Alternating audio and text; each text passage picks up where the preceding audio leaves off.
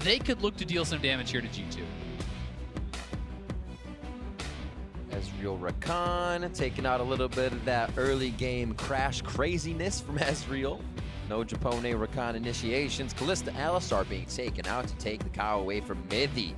Keeps his head out of the game in the early stages. It's important to remember both these teams are searching for their first win. And yes, it is only their second game of the groups, but because this is such an incredibly difficult group that they are in, they need to be able to pick up wins early and often if you want to be able to get out of groups. I mean, you're going up against Samsung. There are heavy favorites in this group. Most people are not expecting to get a win against them, or if they do, at best, maybe one. And then you have RNG, you have G2, you have 1907 Fenerbahçe, and if they can steal a game off of G2, that could really hurt G2's chances of getting out of the group. Possible first pick, Aurelia, not Lulu getting locked in here. The Janna not banned either, as the Zaya was a final from 1907 Fenerbahçe. They will be looking to start something off on their side, possibly the AD carry and that jungle. My problem with this sort of pick ban, when you actually allow the Lulu to go over as a first pick like this, and you haven't banned out a Janna or anything for G2, you're now giving over the top priority jungler as well as the top priority AD carry, and they're still able to get an ultra high priority support as their third pick for the Janna. So I don't love the way that G2 has actually gone through this. No, it does not mean that they are at a massive disadvantage all of a sudden, but I do think it hurts their chances somewhat because it's giving Fenerbahçe essentially first pick of 2 roles, as well as, you know, a pick that I think goes even or maybe even is advantage in the Janna in the later stages of the game. Yeah, I think as well, when you think back to the playing stages, padden, he had a very impressive Kog'Maw game too. Thinking back to their performance, where they were in a 3 versus 5 fight. And padden was still able to come out on top with a very impressive support play from Thaldrin as well. And I feel like that, especially when you look at team fights and when you look at Kog'Maw as a champion and the value he adds later on into the game, this could be a big comfort pick for 1907 Fenerbahçe, and I'm excited to see what they're able to do with it against the powerhouse of G2. The one thing I will say, despite the fact that padden and Japone went even against RNG's bot lane, they did have the advantageous bot lane. They were playing with the Thunderlord's Lulu. G2 has one of the strongest bot lanes, if not the strongest, in the West with Zven and Mithy. And if they are the ones who have the advantageous bot lane, they could look to really punish padden. As we have seen, he's been able to be punished in the play-in stage. So that's somewhere that they could really look to attack, bring down Trick, try to focus these guys and put him behind before padden can get to that comfortable spot where he can take over a team fight. And it's very easy to do that when you have a Tristana Lulu. We've seen that be a very comfortable big power duo in the bottom lane, and in the hands of Zven and Mithy, you expect nothing but pressure to come out from the European superstars as we move into the second half of the draft. And hopefully they don't go too late in the game. Those first 3 picks from 1907 Fenerbahçe were the same exact ones for Misfits that they used very late into the game in that Kog'Maw, Sejuani, and Janna. Cho'Gath going in for Thaldrin as the captain in the top lane can make calls from the Void champion. Now this is interesting. We'll see if Expect is actually going to go for the Trundle, which would be the second time in 2 games, but before that we had not seen it at all. Yeah.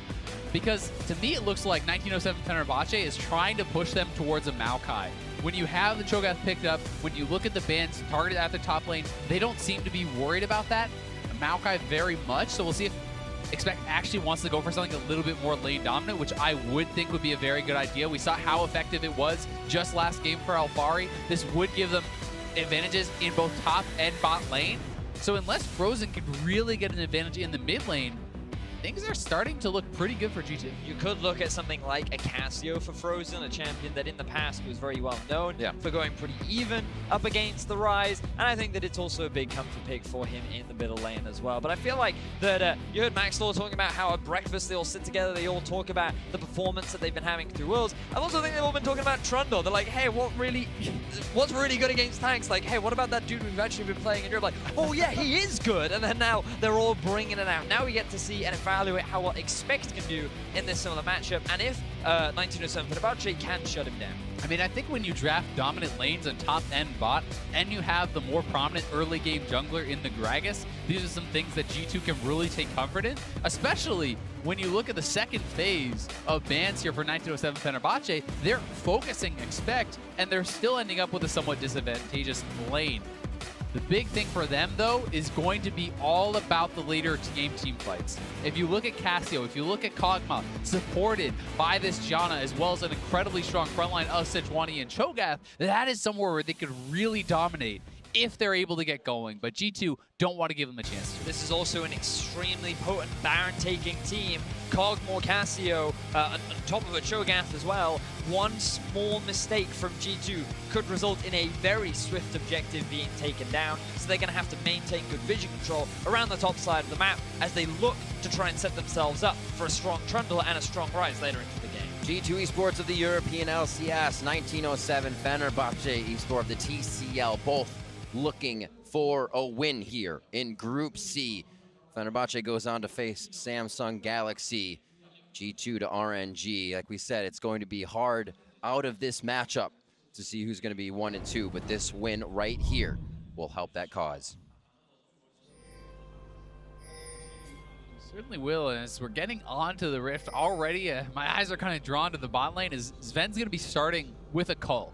And while that is, something that you can probably get away with in a lane like this, he's obviously not going really for a lane dominant style. Doesn't mean that he couldn't still achieve that, but going for something like a Doran's Shield or a Doran's Blade is going to give you more laning power. It's going to give you the ability to bully out your opponents even more so. This to me says either A, they don't think that they can actually dominate this lane and they're just trying to eke out the extra economy advantages with both the Cull and the refillable from Mithy. Those are some edges that they could get.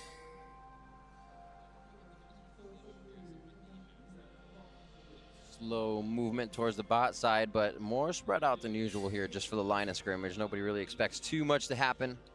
The Raptor wards are placed up, so they might catch a glimpse of somebody walking that top side. Now, what's interesting about these two teams is that G2's first game during the World's group stages, their eyes were focused very much on towards the top side. Expect played that Shen into the Cho'Gath, and we saw a lot of jungle attention from Trick. He went up towards top, he forced the flash out of the enemy Cho'Gath, and then he kept trying to repeat those ganks to get Expect into a favorable position. Whereas for 1907 Fenerbahçe, they were playing much more towards the bottom side of the map. They wanted to try and shut Wuhan down, and in the early game, they did a fairly decent job of it, but that was all because Crash had a good number of early kills when he was playing Italy. He's now being forced to play the Sejuani. He has to be more of a team fighter. He has to be more passive, which isn't really the style that we've been seeing from Crash during the playing stage.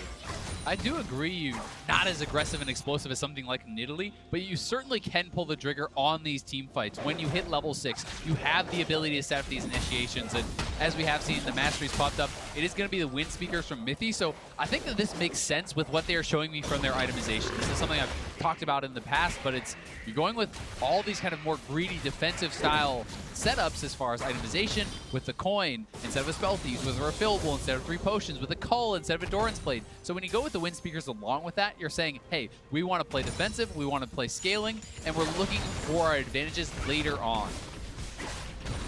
Expect a push to the turret here from Zven and Mithy as they go quite hard on the lane. Not giving a moment to stop here and trying to pile up on Japone and padden, get that damage down as much as possible. Things going slow. 14-9 so far. See how much they can deny as he gets into the turret. Now, many eyes will naturally be on the bottom lane. Zven and Mithy, somewhat the pride of Europe. Their bottom lane has been able to keep up with some of the best of them. And padden, you did have an impressive playing stage, but it's very difficult not to have your eyes drawn towards the mid lane as well, because you have PerkZ, considered the king of Europe, as it were. You have to play in his lane kingdom if you really want to make a name for yourself within the region. And you're also going up against Frozen, who is considered one of the main carries of 1907 Fenerbahçe. During the regular season, he had claimed multiple titles, best mid laner throughout the region. He was considered MVP of the region as well. And this guy has been one of the better performers of the team and is now looking to make a name for himself on the international stage. And he's even someone that, while he had limited performances in the LCK, he did perform well when he played. He's someone who has been able to perform not only in the TCL, but across the world, right? And he is bringing it now to that world stage, trying to show what he has. And so far, he's been very impressive. Huge factor on that Syndra throughout the play-in stages, and really just showing that he can be a pivotal point for that team, allowing Thaldrin, captain, to make those calls and make everything go accordingly. Both teams kind of looking for that in the early game. The push in the bot lane still consistent coming in from Zven and Mithy. but they've been holding it quite good on the side of Padden and Japone. No real damage just yet. Note as well how expect he's playing a little bit more reserved in that 1 versus 1. He doesn't want to run the risk of overextending. He realizes that there's not enough vision in the top side of the map, so he's not going to play the same sort of style that Alfaro had, which is very much in your face, knowing that he had a little bit more jungle support from Maxwell around the top side of the map. And once he completes his first item, which we will expect to be that Tiamat, that's when we can start to see expect be a little bit more aggressive and maybe a bit of a gank up top from Trick.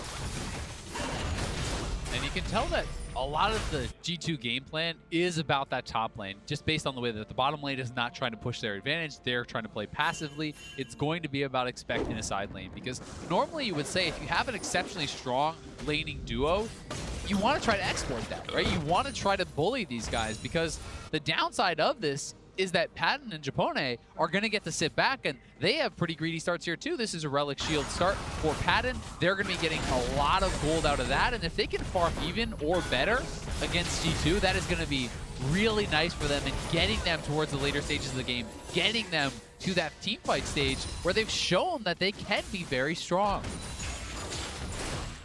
It's like a wave clear here. Does not want much more time in lane as they back for the bot side. We'll see what items they come back with here. Just half on the call. They are forcing that thing to 0. It's actually a really good job by G2 tracking where the wards had gone down. That pink position right there that Trick just dropped is not a normal spot, so they had a good idea of where those 2 wards were. They're able to clear them both out, and expect. Great dodge there. He's going to be able to get himself just out of enough passive hits. No crowd control there. PerkZ just gets off the ground so he can keep himself safe. And G2 now have information as to where Crash is. Immediately Trick gets a bit of deep vision down onto the bottom half of 1907 Fenerbahçe's jungle, and then he's going to go back to base and path accordingly. It looks like towards the top side of the map. Maybe he wants to try and get something for expect, or maybe just relieve the pressure so that expect can go back to base and spend a bit of that juicy gold. And Zven, because they had the push, was able to get off the earlier buy, so he's come back with his BF, and they're going to continue trying to shove in Padden, try to keep him around on this Relic Shield, not allow him the time to actually go back and make a purchase. With the kind of scatter back timings, though, from G2, perhaps they can actually push it out. They know that Mithy just went back to base, and it may give them the confidence to try to reset this lane. I find it interesting what supports decide to go for. Japone says Aether Wisp, damage, speed, and then you see heal shield for Mithy. Idle. Always a choice. You can go with either. He still has the ability to put out that damage from him. Very early armor boots coming out from Pan as well. Respecting the damage output from G2, also showing respect towards expect, who will be a big threat later on into the game. For the time being, it looks like G2, they're going for a dive top. Bear in mind, Thaldrin, he has not gone back to base yet. G2, they just want to try and delay that for as long as possible. Expect even TP back into lane so that he can already get a bit of extra damage down onto that tier 1 at the top. Slow going for Crash. Just waiting for Frozen to slither on over. Low on mana there from getting pushed in, so he'll be good to farm now in that mid lane. It resets. Bot lane still getting pushed in here, and it does start to have a little bit of a gap, 64 to what could be about 55 here after all cleaned up. We'll start to see that stretching a bit for Zven here. The backs are going to start mattering after this call. And the turret pressure really can create a lot of issues for Fenerbahçe. If you're constantly drawing Crash down, if he gets to the point where he has to come down and be that supporting force to keep that turret alive, it gives G2 a lot of flexibility to make plays on the other side of the map. And while Ryze may not be favored in this 1v1 matchup, PerkZ is doing great, and he's on a champion who can utilize the Realm Warp to get out there on the map, to look for roams, to try to attack a side lane where they have their advantages. I think we've seen some pretty impressive Ryze ultimates this tournament as well. Their ability to quickly move your entire team from one location over towards the Baron, or maybe even move a minion wave from one place to another. But it can also be used early on to set up for a flank down into the bottom lane. We can see that Zven and Mithy continuing to push onto this tower. It's now at about 50% of its HP. And all you need is a very quick ultimate from PerkZ to then maybe fall behind the bottom lane of 1907 Fenerbahçe, maybe get yourself a couple of early kills, and they're already setting up a few wars to prepare for this potential dive. And Trick just wants to come. Even if you zone them off a wave, you allow yourself to get a few more hits on that turret. It's getting dangerously close to that place where an explosive charge is going to knock it down. So Fenerbahçe have to push forward. They have to try to defend it more aggressively, and that's putting them into these disadvantageous trades. Padden takes a good hit here. You can see Trick hovering, saying, my team's a bit pushed up. Might have to get ready for this counter gank. But does he know? Now Crash is just above him. A back and forth in the top lane. Ult still held by those top laners. PerkZ making the roam up, though. He has the Realm Warp, and they can go for this. Trundle ult is popped. Just going to be in range. Expect getting a few chomps down himself. Takes a bite out of Crime, and the kill goes over.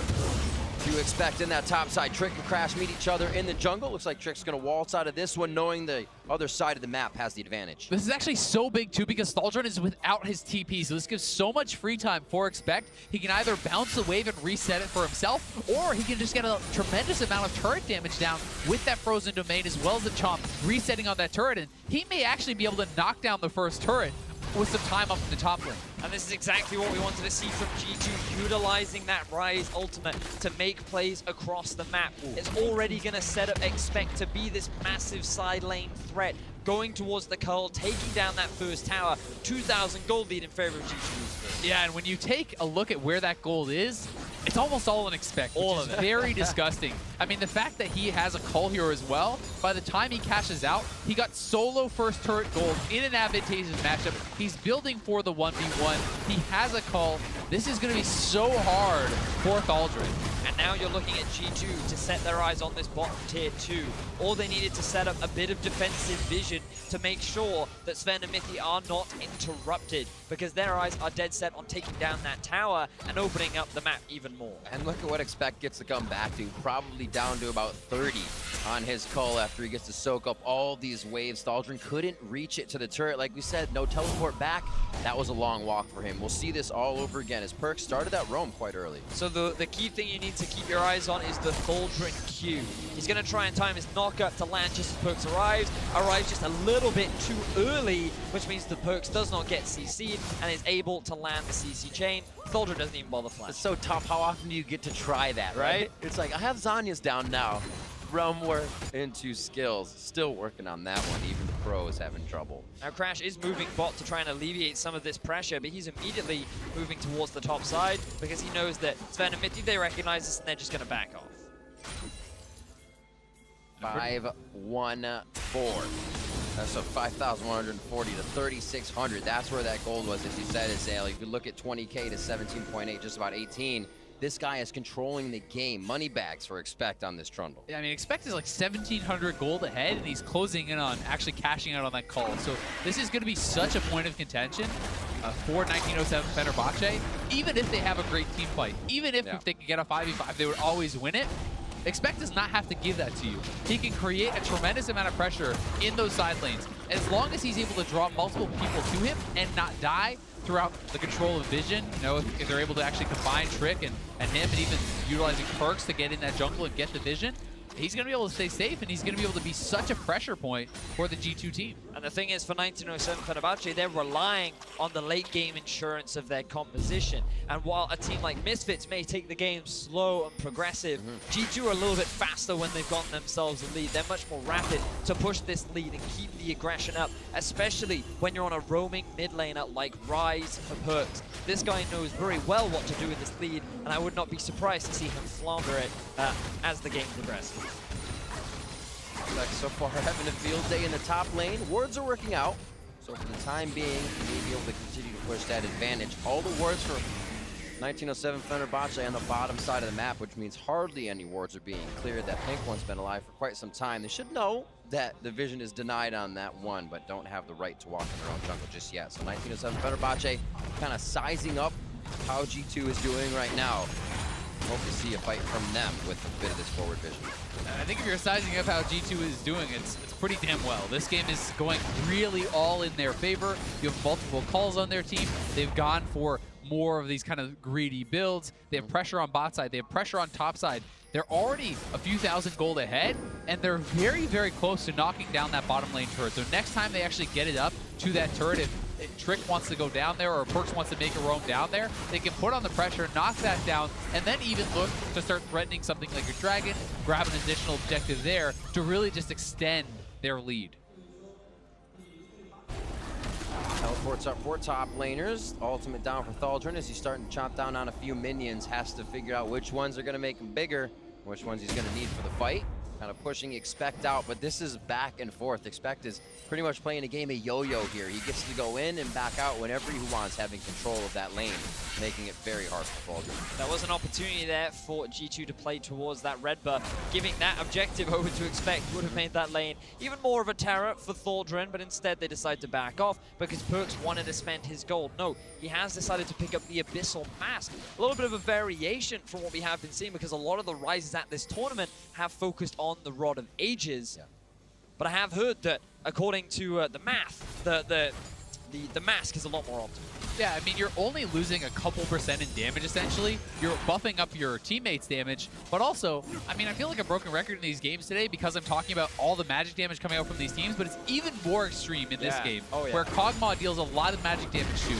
All of the damage coming out of 1907 Fenerbahçe is heavily magic damage, so the Abyssal is going to make it massively more tanky. It's exceptionally efficient, and Expect really could go even just straight adaptive and Spirit Visage and be almost unkillable. Realm Warp was there if they did want it. Obviously just lane pressure. They didn't know where the rest of the team of 1907 Fenerbahçe was, and the Rift Herald gets called out. A final shot, and that turret is down. 3 towers now in favor of G2 eSports. They've been able to quickly take the bot, using the Rift Herald to take mid, and Zven and Mithy are continuing to push bot. There's no answer right now from Fenerbahçe because they've sent their bottom lane up to the mid. I mean, Fenerbahçe kind of overcompensating in their response. They sent everyone over to try to answer this turret that is already effectively gone. That allows G2 to create more pressure on the bot side. They're not losing anything elsewhere on the map, and really everything is going so well for them. This is something you rarely see. Zven actually completes 2 items without even having brown boots yet. Oh my word, 16 minutes.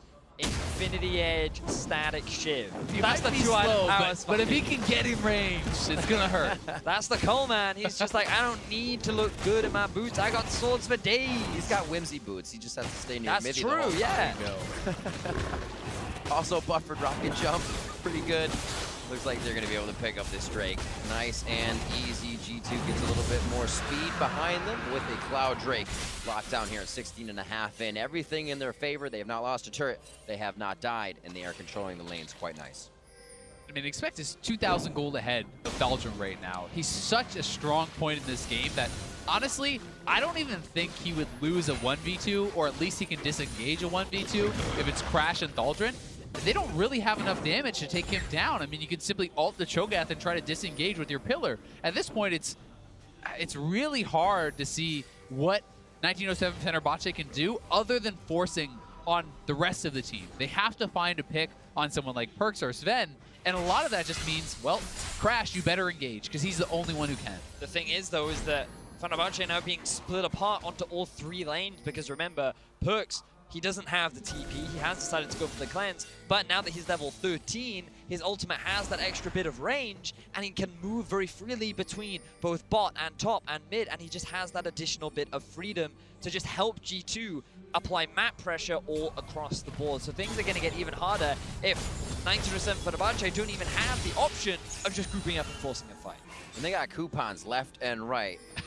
Spectre Cowls, you got merch treads coming in. Let's buy them in bulk. Might get a discount. That's the thing for G2. Magic resistance right now, as you were saying, Azael. 1907 Fenerbahçe is only going to have a harder time using any of this AoE damage to find a dead member of G2 eSports. Blue is now going to be taken. They start to deny the resources of 1907 Fenerbahçe as they start to deny the jungle. And when you have this kind of a lead this early on, that's really the best play that you can do, because Baron hasn't even spawned yet. You've taken all the tier 1 towers, so you just want to deny as much as possible from your opposition. Keep them forced underneath their tier 2s, steal away all of the jungle camps, and just make their life as difficult as possible while continuing to build your lead and extending that vision. So if one member oversteps, then make that one misplay, you go for the pick, and you can snowball it into another big objective.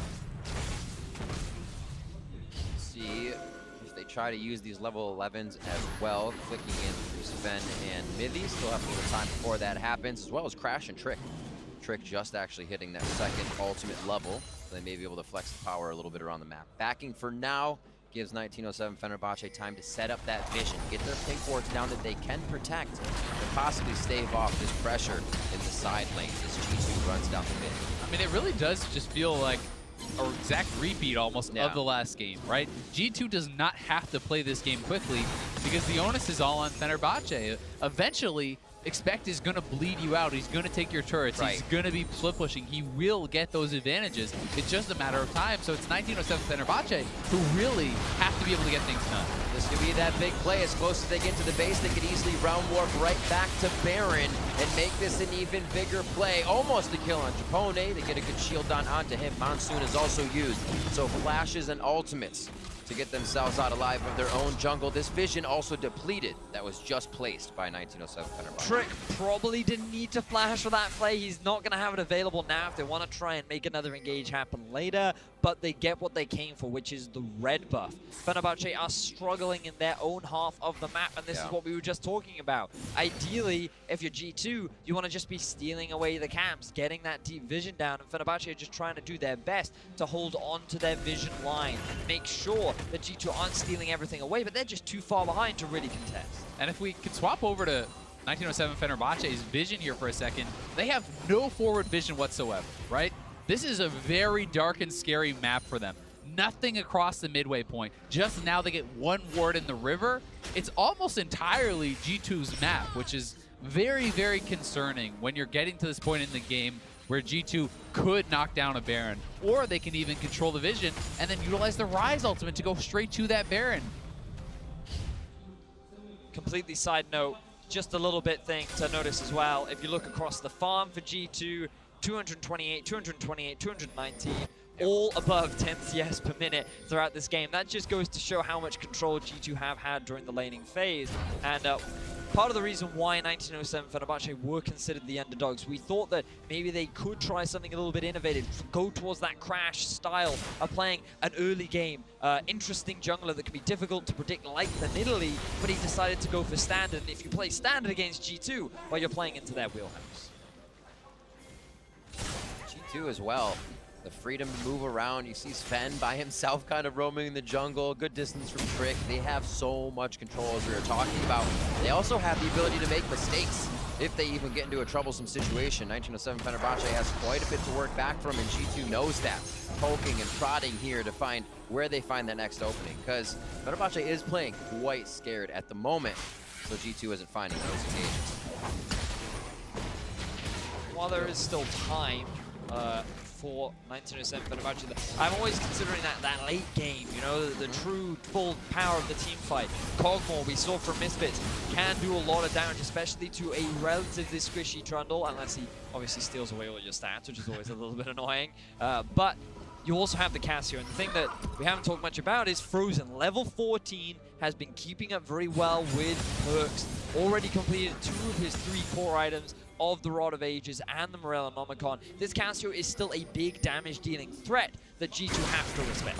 He certainly is, but one of the concerns for me is that you're kind of delayed even more as 1907 Fenerbahçe because you need Void Staff. You need these kind of items when you're so one-dimensional with your damage that G2 is just able to build magic resist across the board. I mean, Berk treads on the top 3 members of the map. You have an Abyssal Mask, you have a Spirit Visage completed. You already have Trick working towards what is likely an Adaptive Helm or perhaps a Spirit Visage of his own. And I actually think that Expect going towards what is very likely, you know, either a Frozen Heart or it's an Iceborne. I think that's kind of a mistake. I actually think that you can itemize so heavily towards magic resistance that they almost can't touch you, because you can steal armor anyway from Thaldrin, and even the Kog'Maw is dealing a significant portion of magic damage. So to me, Adaptive Helm is just so ridiculously efficient when you're going up against a Cassio, when you're going up against a Cho'Gath, and even against that Kog'Maw, that not building it is kind of a mistake, though I really don't think it's going to matter too much this game. Moneybags. He's doing whatever he wants. Just gets to build it. I mean, if you have a game as Expect is in 2.2 gold, 2.2 thousand gold, but your lane opponent is having a pretty fun time stretching the limits right now of what he is able to do. You see 10.2 there to 8.1 as it actually even grows a little bit. And we'll see where they can go from here. Control could be over the Baron. They could always pull 1907 Fenerbahçe into a possible fight, but there's a lot of AoE. There's a Petrifying Gaze into Sejuani ultimate and Ruptures that could allow Padden to open up the game for them. G2 has to find that right opening. Zven yet to even upgrade his tier 2 boots though. Still going to stick to just getting as much damage as he can, getting as much attack speed as well. Zven already hitting 3 items in 24 minutes.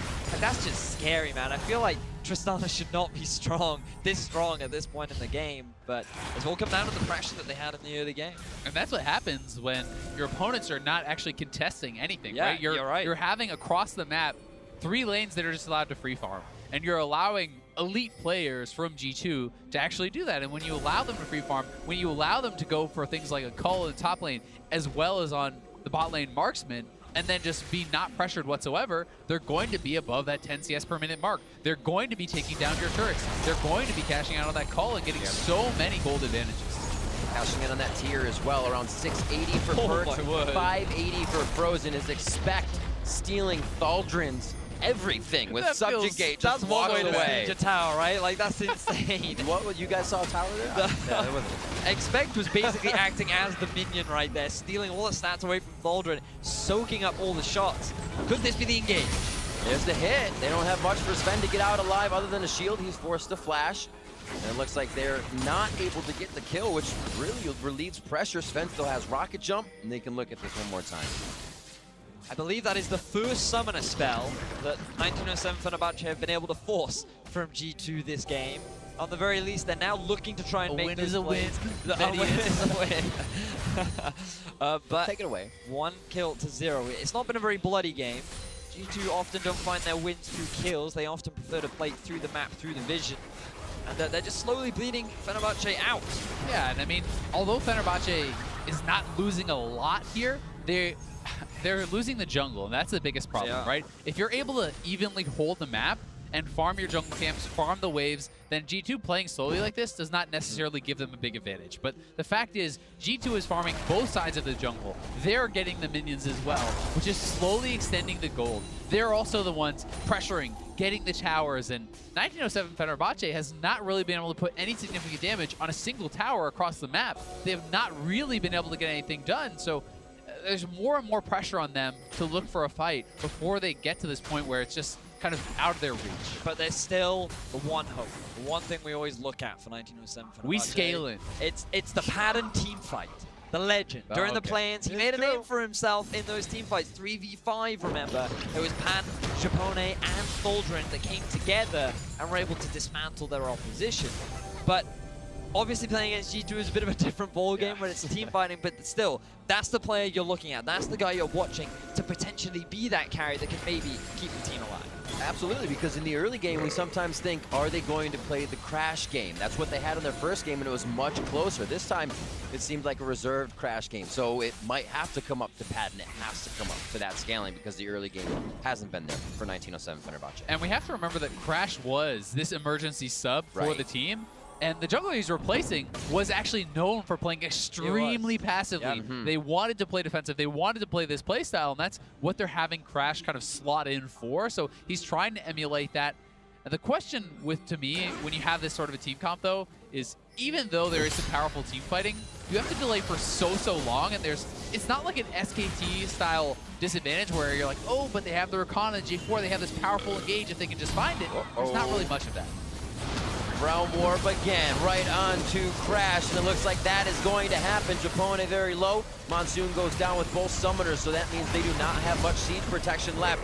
Double Buster shot back. Frozen and Padden are put right into the redemption of Japone. Here comes Thaldrin waltzing in from the right, but there are minions on the top side ready to bash into the turret if G2 is ready. G2 find a successful pick, utilizing the Ryze ultimate once more to get themselves another advantage. Second kill of the whole game, and now they go over for the a wall. fight. Straight over, could be big hits for Thaldrin, but he's going to be able to take a lot before he goes down. That means a long haul for the fight. Does Padden have a chance to sit and fire? He has to keep fighting, and the damage is not able to come through. Looking for Frozen and Padden to still do big damage here, and G2 knows that can happen. I actually think G2 would have killed Thaldrin had Zven stuck around. I'm not sure if they realized how much damage PerkZ was going to be able to put out there, but they're straight onto the Baron. Crash has respawned, but they don't really have any vision here. They need to check in. They have to contest this. Going slow, Japone trying to use the sweeper to get himself a bit of vision. They feel good that that's been pulled off of.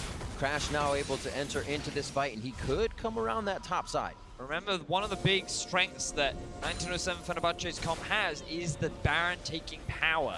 You have the Cho'Gath ultimate. You have the Cassio who does it incredibly quickly. You also have the Kog'Maw there too, as another fight might be kicking off. TP coming in from Expect. Yeah, they're looking to get flanked, and Fenerbahçe is actually split up here. They could be in trouble. Dropping the minions in the mid wave, so they make sure that G2 may not have something to push, but they'll go right for Baron if they can take the fight. Thaldrin goes down. The 50-50's only with Crash now, and the Smite. Expect stands tall on the front line as padden tries to find a few more shots. Padden has got to be so careful as well because Trick still has his flash, as does Expect, and there are no summoners on this Kog'Maw, so if he mispositions even one time, he can get engaged on. PerkZ on the other side of the wall. Man mode for him as he pushes Crash over. And we'll see if Crash can get himself back in. The flash is up, so he can pretty much deny any of that positioning, but over the wall goes G2 for Crash, and the Baron will go into the hands of G2 eSports. Trick and Mithy to do the rest of the damage there. Hopefully, they have enough damage there, getting a little ahead of themselves. Overzealous, G2 goes for too many kills and almost lose their team doing Baron. So G2 finally get themselves the Baron. 1907 Fenerbahçe will be able to return with an Infernal Drake at the very least, using the TP as well to secure that one. Oh, as they do know, there is a bit of vision from G2. Stack. Yeah, he wants the stack, man. He's got to come out with the bright side.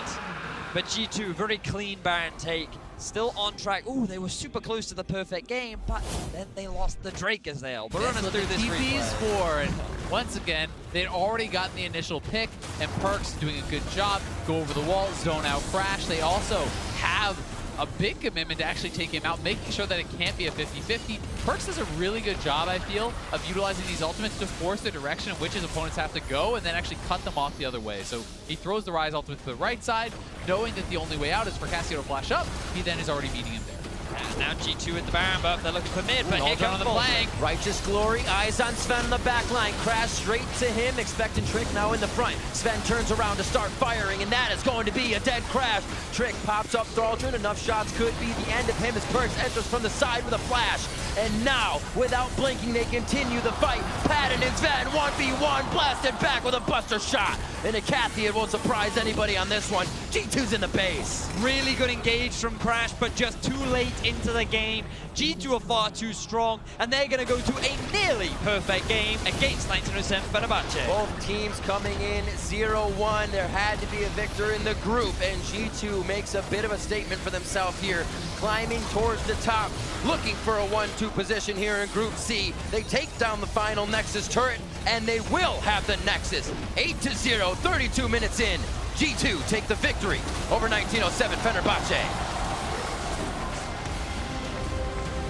EU 2-0 on the day, boys. That's it. We're back. We're coming for groups. And you have to ask, no, I'm not going to say it. But either way, G2 turning in a good performance here. They can be happy about this one.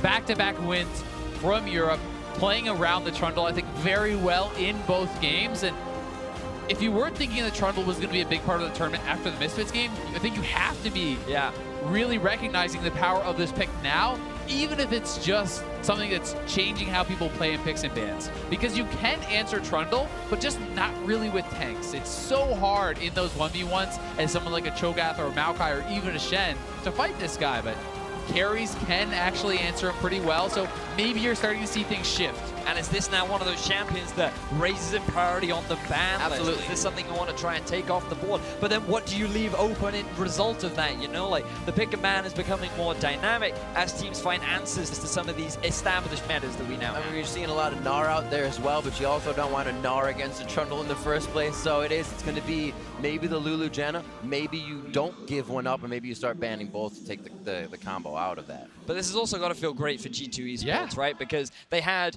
a bit of a disappointing performance against Samsung. They tried to match Samsung's style, and they struggled. This time around, they stuck to their own style, and they got a very clean win. And going up against a team like 1907 Fenerbahçe, they were the expected favorites, and they wanted to just display their dominance, which I think they did a good job of today. Absolutely. So to get some more insight on that G2 win, we are going to hand it over to Dash and the analysts. Thank you very much, gentlemen. G2 pick up the victory. EU moves to 2-0 on the day. And as that's the case, we got to welcome Deficio, not Kobe. Wrong Europe Twitter handle there. Deficio. I am European Kobe. It's fine. There you go. Basically the same person, just continents apart. How do we feel about that victory crafted by G2 here? I mean, they kind of did everything they were supposed to do. They were like, okay, we're going to win bot lane, we're going to win top lane, PerkZ going to roam up there as well. And after they got the kills, they knew we had to wait for Baron, and then they waited for the Baron, they secured the Baron, and slow, yeah, but they didn't take any chances. And this is the second game in a row here. We've got the Trundle pick coming through in the face of a Cho'Gath tank on the other side. So the prevalence of this pick, what do we think this might do to the meta, as was just discussed by the casters? I mean, naturally, it does mean that there are other options for the Cho'Gath. That said, I still think it was a very risky draft to give away. The fact that you gave away Kog'Maw, Janna, Cassiopeia, and Cho'Gath, like, that's a 20-minute Baron composition. If you ever lose control of that game, Fenerbahçe's comp is terrifying.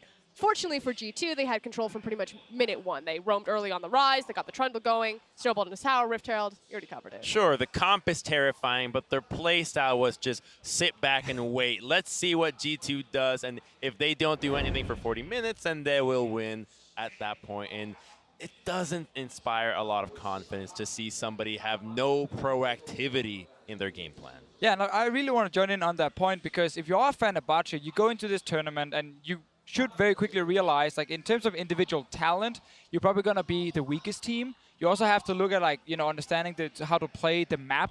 Again, that's where you're going to struggle. So if you're just going to play super slow, super scaling, you're most likely going to lose every single game before we even get to that 40-minute mark. And I think they got to change it up a little bit. I would love to see more aggressive picks, and I know it's an Ardent Sensor meta. It's very difficult to do, but you got to gamble in the early game if you're Fenerbahçe. But you 100% have the tools to do that. They do have Crash as their emergency sub in the jungle. This guy, they call it Crash style. So they can either play like Move, play the very slow, play the Ardent Sensor, or they can unleash this guy, allow him to grab his pick like the Nidalee. Didn't find success on it the first time, but try, shake it up. I think what fascinated me about this game was the fact that the G2 lead was born out of a single play. One single first blood in the top lane. You get that Trundle ahead, and so much result. And watch the mini-map here for PerkZ, because he's going to be the one that solidifies this. So he's coming up, he's already freed in mid lane, and he's going to realm warp his way up here while pushing out the way, forcing Thaldrin back. Doesn't even have a chance to burn his flash, and while he does miss the rupture, he's already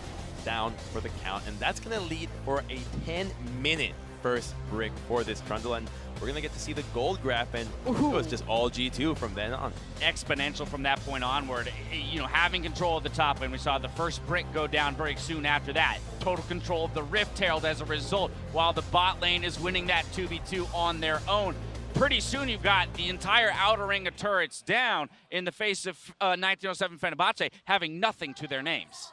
And actually, one of the things that I think is starting to develop as kind of like a subcategory of the Ardent Sensor meta is Cole as a really solid item. So Zven started in the bottom lane. He's not going to die to Janna. You might as well cash in on a little extra individual gold for yourself. Forget about the support. And in the top lane, the Trundle. You're wondering how it's going to shake up the meta. Well, Trundle can get a pretty significant lead into these tanks because he can itemize that item. A tank's not going to go Cole for his own build, whereas Trundle can start getting that lead and enable a snowballing split pusher to have some success. Final points, Deficio. Well, another thing we're also seeing now with the European teams bringing out Trundle is these picks that can beat some of the late game scalers in the laning phase without being useless later on, because Trundle is still good in the late game. Same for like the Lulu, Tristana in the bot lane. So it's not just about going 40 minutes now. You can actually also play for strong laning phase. A solid win for the European squad. That's going to do it for us now. Let's send it over to Shox and hear from G2's mid laner. Thank you very much, guys. I am talking to PerkZ indeed with a fantastic Ryze. We should also make a rhyme out of that. Community, go. Anyway, Ryze, PerkZ, congratulations on that victory. If you'd have to think of how your confidence level was yesterday after that Samsung game, and then after this one, where are you guys at right now? How confident are you that the next games are going to go well? Well, when we lost to Samsung, we actually had some early game advantage, but we misplayed our early game plan in general, like jungle pathing and which lane should we focus. Also, we had that kind of snowbally draft, so if we don't snowball, we are just bound to lose. And their champions, the two items, which were Talia, Varus, and Cho'Gath, are just so strong they can just force Nash and end the game.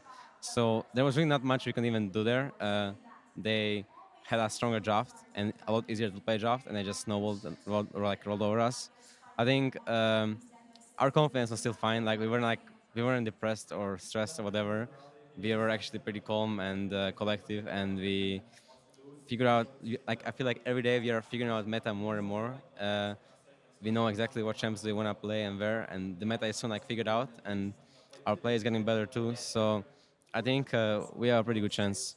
And improving day by day. You talk about the meta. We saw Zven building Call. Obviously, it's the Ardent Sensor meta. Do you feel that all those things are playing in your favor? Is that something your team can work with? I think the meta is pretty good for us right now. Like, we've always been pretty good at playing mid-bot style, mid-bot carry, and this is like just the kind of meta. It's Ardent Sensor and tanks on both top and jungle. So I think this meta is really good for us right now. Obviously, yesterday you didn't have the best performance versus Crown. That must have been quite tough for you. But where do you feel you're at and your level? Is it MSI PerkZ? Well, I don't know what it means I didn't have best performance versus Crown. I guess he carried the game alone, but I don't think it was to me. I don't think I did anything particularly wrong. They played a lot better as a team, and he played his champion very well, of course. But I think my level right now is pretty good. I'm very confident that I'm one of the better mid laners at this tournament, and that it's all about how anyone performs at the end, you know? And I believe that after I gained so much experience of participating in every tournament for the last 2 years, my experience will come in handy, and I will be a very strong performer this year. All right, fantastic. We're looking forward to it. Thank you very much, PerkZ. Congratulations on the first victory for G2. We're going to take a quick break, but when we come back, we'll have the Samsung Galaxy up versus RNG, so don't go anywhere. Zven turns around to start firing, and that